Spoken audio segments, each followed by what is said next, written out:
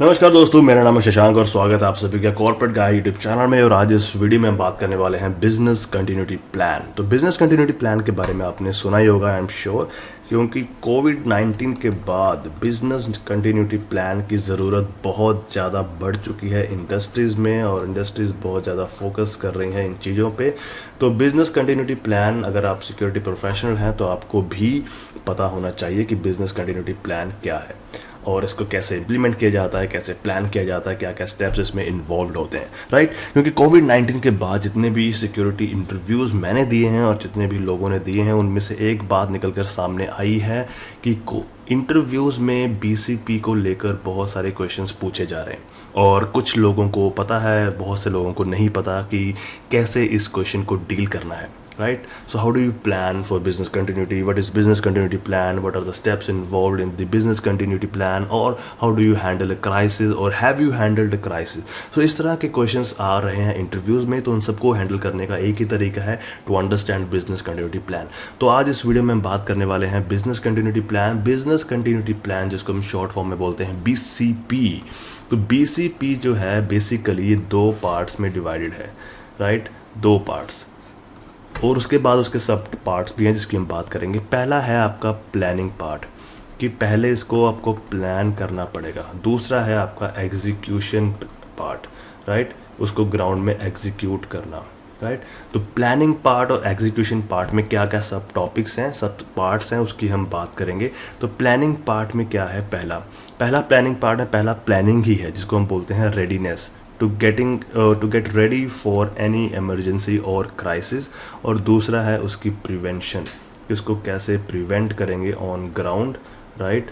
और उसके बाद है एग्जीक्यूशन में क्या है, कैसे उसको हम रिस्पॉन्स करेंगे और कैसे हम उसके बाद उसमें से रिकवरी करेंगे। और थर्ड है, उसको बोलते हैं हम टेस्ट, ट्रेन एंड इवैल्यूएशन। तो ये पार्ट आप इसको प्लानिंग में भी ले सकते हैं, चाहे आप इसको भी ले लीजिए, कहीं भी ले लीजिए। तो ये दो पार्ट्स में बेसिकली डिवाइडेड है। उसको हम फर्दर स्टडी करेंगे कि क्या क्या इनमें स्टेप्स इन्वॉल्व होते हैं, प्लानिंग में, रेडीनेस में, प्रिवेंशन में, या रिस्पॉन्स और रिकवरी में, right. So let's start.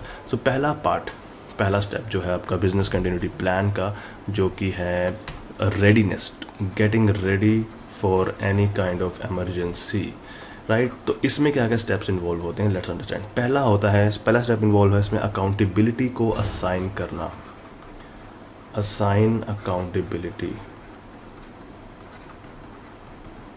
Right. इसमें मतलब क्या है इसका, कि कौन कौन सी टीम्स होंगी जो इसमें इन्वॉल्व रहेंगी, जो बीसीपी या क्राइसिस को हैंडल करेंगी या बीसीपी को एग्जीक्यूट करेंगी। तो वो है टीम्स को असाइन करना उनकी अकाउंटेबिलिटी, राइट। तो उसके लिए एक डिपार्टमेंट होता है, बिजनेस कंटिन्यूटी और क्राइसिस मैनेजमेंट टीम जिसको हम बोलते हैं। तो उनको क्या क्या अकाउंटेबिलिटीज़ दी जाएंगी, that is called the assign the accountabilities. उसके बाद क्या आता है, परफॉर्म रिस्क असेसमेंट।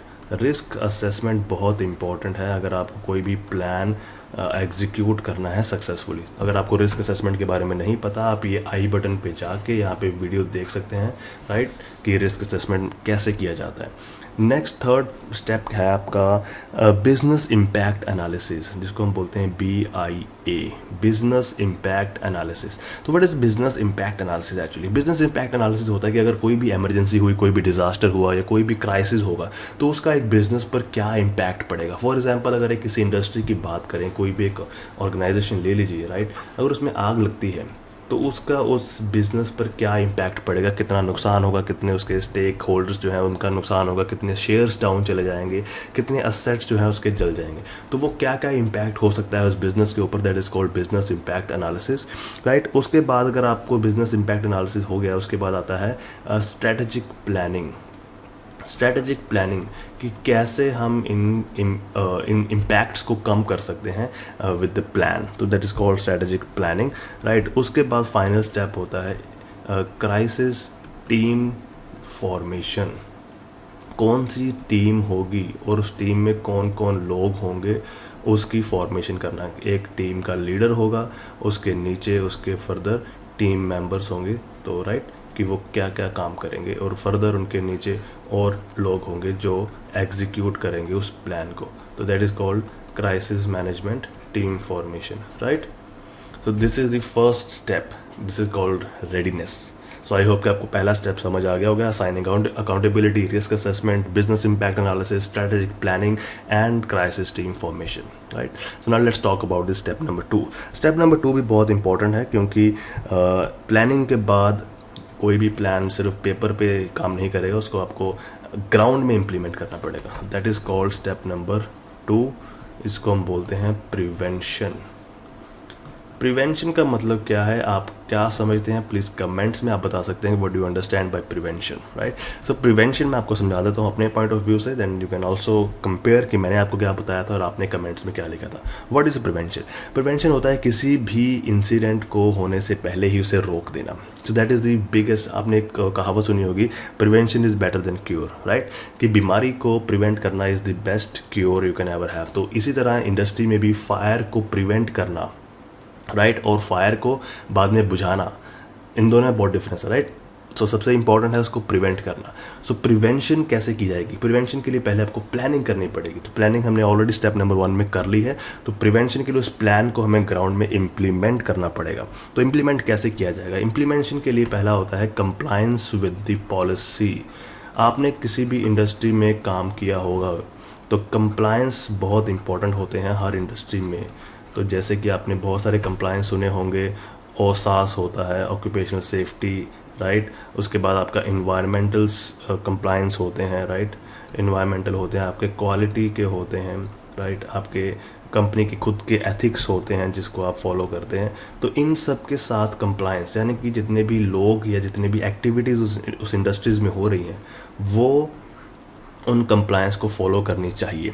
अगर वो फॉलो नहीं करेंगी then there will be incidents. तो पहला आपको इंश्योर करवाना है कि जो आपकी पॉलिसीज़ हैं उनके साथ लोग उसको फॉलो करें, right? So that is called compliance with the policies. दूसरा स्टेप है आपका mitigation strategies. So what is mitigation and what are called mitigation strategies? Let us understand.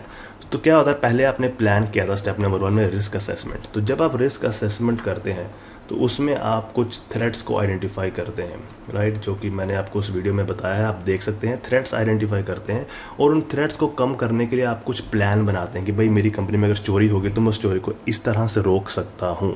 तो वही है आपके मिटिगेशन स्ट्रैटेजीज. तो वो आपके स्टेप नंबर 2 में आपको उन्हें इम्प्लीमेंट करना होता है ऑन ग्राउंड. कि मैं एक्सेस कंट्रोल के लिए यहाँ पे गार्ड लगाऊंगा, यहाँ पे एक्सेस कंट्रोल सिस्टम लगाऊंगा, इलेक्ट्रॉनिक एक्सेस कंट्रोल, यहाँ पे वीडियो सर्विलेंस होगा, मोशन डिटेक्टर होगा या PIDS होगा, कुछ भी आप होगा. तो that is called mitigation strategies. या मैं लोगों को एजुकेट करूँगा, राइट? अपने गार्ड्स को ट्रेन करूँगा. तो these all are called mitigation strategies. तो प्रिवेंशन में आपको मिटिगेशन स्ट्रैटेजीज को इम्प्लीमेंट करना पड़ता है, राइट? नंबर 3 होता है अवॉइडेंस. पहले होता है कोई भी इंसिडेंट को डील करने से बेटर है उसको अवॉइड करना. तो अवॉइडेंस बहुत इंपॉर्टेंट है. कैसे अवॉइड करोगे आप? मिटिगेशन स्ट्रैटेजीज को इम्प्लीमेंट करके, राइट? दूसरा डेटरेंस. अगर कोई करने की कोशिश करे तो उसके मन में डर हो पहले, साइकोलॉजिकल डेटरेंस, राइट? तीसरा डिटेक्शन. अगर वो फिर भी कोशिश करे तो then you can detect it, right? For example आप एक किसी इंडस्ट्री की बात करें जिसमें एक बहुत थ्रेट है फायर का, कि भाई इस कंपनी में फायर लग सकती है, आग लग सकती है, राइट? तो मान लेते हैं कि ये इंडस्ट्री है, इसमें आग लगने का थ्रेट है. तो सबसे पहला काम आपका क्या होना चाहिए? इसको अवॉइड करना. तो अवॉइड आप कैसे करोगे? By following the safety policies, fire policies, right? जो भी आपकी हैं हाई राइज बिल्डिंग की जो भी पॉलिसीज़ हैं उनको फॉलो करेंगे, एक अच्छा डिज़ाइन इंप्लीमेंट करेंगे, अच्छी बिल्डिंग बनाएंगे. That is how you can avoid fires in your building, right? दूसरा डेटरेंस.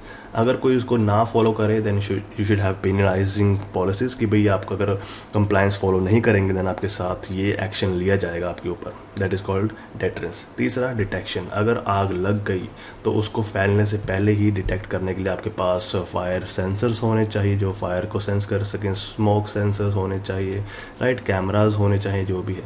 तो इस तरह से आप उसको डिटेक्ट कर सकते हैं. This is called avoidance, deterrence and detection. So ये आपके स्टेप नंबर 2 यहाँ पे हो गया है ख़त्म, right? So now let's move on to the step number 3. Step number 3 बहुत इंपॉर्टेंट है, राइट? क्योंकि सिक्योरिटी में स्टेप नंबर 3 की बहुत इंपॉर्टेंस है. तो स्टेप नंबर 3 है आपका रिस्पॉन्स. क्योंकि security is one of the first responders, right? ये हम फर्स्ट रिस्पॉन्डर्स होते हैं इंसिडेंट्स में. उसके बाद ही बाकी स्टेक होल्डर्स इन्वॉल्व होते हैं उसके बाद। तो दैट इज़ वाई रिस्पॉन्स बहुत ज़रूरी है from security point of view. तो इसमें क्या क्या स्टेप्स इन्वॉल्व होते हैं। मान लेते हैं कि कोई इंसिडेंट हो चुका है, अब इंसिडेंट हो चुका है, उसकी आपके पास इन्फॉर्मेशन आएगी, तो इन्फॉर्मेशन के बाद आपका पहला काम होता है रिस्पॉन्स करना, लोकेशन पे पहुंचना, उसको डील करना। सो that is called the response. तो रिस्पॉन्स में क्या होता है, आपको आइडेंटिफाई करना होता है कि भाई ये इंसिडेंट क्या चीज़ है, व्हाट इज़ दिस इंसिडेंट, क्या ये बढ़ सकता है, फायर का इंसिडेंट है, किसी को चोट लगी है, कोई सेफ्टी इंसिडेंट है, कुछ भी है, तो आइडेंटिफाई करना पड़ता है आपको, राइट। उसके बाद आपको टीम्स को नोटिफाई करना पड़ता है। आप वहाँ पे जाएंगे, देन आप आइडेंटिफाई करेंगे, देन आप अपनी टीम्स को नोटिफाई करेंगे कि भाई ऐसा ऐसा इंसिडेंट है, ये इतना उसकी पोटेंशियल है, इतना नुकसान हो सकता है, I need more man power, right. That is called notifying the teams. उसके बाद होता है असेस सिचुएशन, सिचुएशन की असेसमेंट, सिचुएशन असेसमेंट कि भाई इसमें मेरे को कितने रिसोर्सेज लगेंगे, कितनी मैन पावर लगेगी, कितना टाइम लगेगा, राइट। तो वो आ गया सिचुएशन असेसमेंट। उसके बाद आपका डिक्लेयर क्राइसिस, अगर वो क्राइसिस है तो उसको डिक्लेयर करना पड़ेगा कि भाई this is a crisis, right.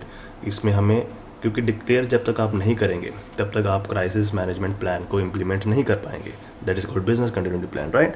तो आपको क्राइसिस को डिक्लेयर करना पड़ेगा, देन आपको उस प्लान को एग्जीक्यूट करना पड़ेगा जो भी आपने बना रखा है उस क्राइसिस को डील करने के लिए, राइट। नेक्स्ट है आपके पास कम्युनिकेशन।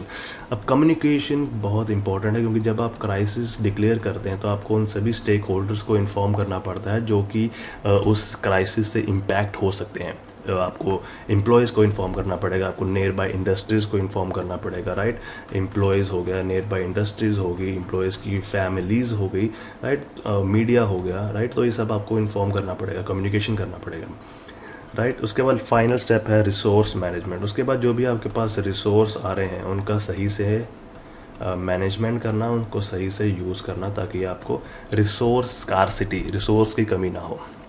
सो ये था step number 3। So now let's move on to this step number 4। Step number 4 भी इम्पोर्टेंट है, क्योंकि अगर आप उसको इम्प्लीमेंट नहीं करेंगे उसके बाद आप अपने बिजनेस को स्टार्ट नहीं कर पाएंगे। तो व्हाट इज स्टेप नंबर 4? इसको समझने के लिए बात करते हैं, इसको हम बोलते हैं रिकवरी एंड रिजम्पशन। मतलब कि आपने अभी नुकसान हो गया है, उसमें से कितना आप रिकवर कर सकते हैं। एक इंडस्ट्री में आग लग गई, राइट, आग लगी, उस आग को फायर टेंडर्स ने बुझा दिया, राइट, फायर टेंडर्स ने आके बुझा दिया, अभी आग बिल्कुल कम है। तो आपका जो 4th स्टेप होगा वो क्या होगा, एक टीम जाएगी वहाँ पे, वो उस डैमेज को असेसमेंट करेगी कि कितना नुकसान हुआ है। तो पहला स्टेप इसमें क्या है, डैमेज असेसमेंट, कि कितना नुकसान हो चुका है भाई। ओके, मेरी बिल्डिंग जल गई है, मेरे सारे एसेट जल गए, मेरे डॉक्यूमेंट्स जल गए, तो वो सारा डैमेज असेसमेंट किया जाएगा, राइट। उसके बाद क्या होगा कि आप उसमें से क्रिटिकल इक्विपमेंट्स, क्रिटिकल फंक्शंस क्या हैं उस बिल्डिंग के, उसको आप फिर से रिज्यूम करेंगे ताकि आप अपने बिजनेस को रन कर सकें। एंड फाइनली आप अपने बिजनेस को नॉर्मल एज़ यूजुअल जो पहले था उस फॉर्म में लेके आएंगे। तो ये क्या था, ये था आपका फाइनल रिकवरी एंड रिजम्पशन। तो कोविड-19 की अगर एग्जांपल लेके समझें तो कोविड-19 में पहले क्या हुआ था, पहले कोविड-19 हुआ, उसके बाद पूरे देश में लॉकडाउन लग गया, उसके बाद डैमेज असेसमेंट किया गया कि भाई हमारी ये इंडस्ट्रीज़ बंद हैं, हमारा जीडीपी डाउन चला गया है, राइट, लोगों में अनएम्प्लॉयमेंट है, राइट, और हमारे जो रिसोर्सेज हैं वो कम पड़ रहे हैं। तो ये सारा डैमेज असेसमेंट हुआ। उसके बाद क्या किया गया, उसके बाद कुछ क्रिटिकल फंक्शंस को रिज्यूम किया गया, राइट, कि चलो इसेंशियल सर्विसेज को कंटिन्यू करते हैं। तो इसेंशियल सर्विसेज को कंटिन्यू किया गया।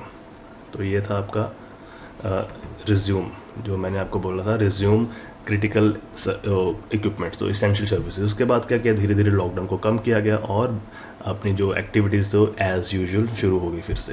तो एज़ यूजुअल जिसको हम बोलते हैं नॉर्मल, राइट, तो नॉर्मल फंक्शंस हम उसको रिज्यूम कर दिया। तो this is called step number 4, recovery and resumptions. Okay, तो final step, step number 5। So let's see क्या है स्टेप नंबर 5। स्टेप नंबर 5 बहुत ही इजी है समझने में। इसमें हम यूज़ करते हैं टेस्ट, ट्रेन एंड इवेल्युएट। आपने मॉक ड्रिल्स का नाम सुना होगा, तो मॉक ड्रिल्स यही काम करती हैं, क्योंकि जब भी आप कोई प्लान बनाते हैं, राइट, आपने एक प्लान बनाया है कि फायर के साथ कैसे डील करना है, फायर प्लान, राइट, तो उस फायर प्लान को टेस्ट करने के लिए आप एक मॉक ड्रिल कंडक्ट करेंगे, राइट। यहाँ पे एक पर्सन होगा ये करेगा mock drill, right, mock drill conduct करेगा। उसकी इंफॉर्मेशन जाएगी रिस्पॉन्स टीम के पास, राइट। रिस्पॉन्स टीम वहाँ इंसिडेंट लोकेशन पे जाएगी, राइट, इंसिडेंट लोकेशन पे जाएगी और वहाँ जाके आपका जो प्लान है उसको इम्प्लीमेंट करेगी, राइट। तो प्लान इम्प्लीमेंट करने के बाद क्या होगा, आप उसको टेस्ट करेंगे कि भाई जो हमने प्लान बनाया था वो एक्चुअली ग्राउंड में काम करता भी है कि नहीं। तो पहला क्या हो गया, टेस्टिंग ऑफ प्लान। फिर आप क्या करेंगे, लोगों को एजुकेट करेंगे कि भाई ये प्लान था, इसको हमने इस तरह से इम्प्लीमेंट किया था और ये उसमें कमियां थी, जिसको हम बोलते हैं इवैल्यूएशन। तो उन इवैल्यूएशंस के बाद हम क्या करेंगे, फिर से अपने प्लान को रिफॉर्म करेंगे, रिवाइज करेंगे और जो कमियां थी उनको पूरा करके फिर से टेस्ट करेंगे। तो ये जो टेस्ट, ट्रेन एंड इवैल्यूएट है, ये कुछ इस तरह से चलता है, राइट। आपने प्लान बनाया, राइट, आपने उसको टेस्ट किया, फिर आपने उसको इवैल्यूएट किया और फिर से आपने प्लान बनाया। तो ये plan test evaluation, plan test evaluation चलता रहता है, राइट, एक सर्कल में। तो ये एक कंटिन्यूस लूप है, right, plan test and evaluation. So I hope कि आपको ये 5 स्टेप जो है बिजनेस कंटिन्यूटी प्लान के समझ आ गए होंगे। So I hope, let me just again recap it कि हमने क्या अभी समझा था यहाँ पे।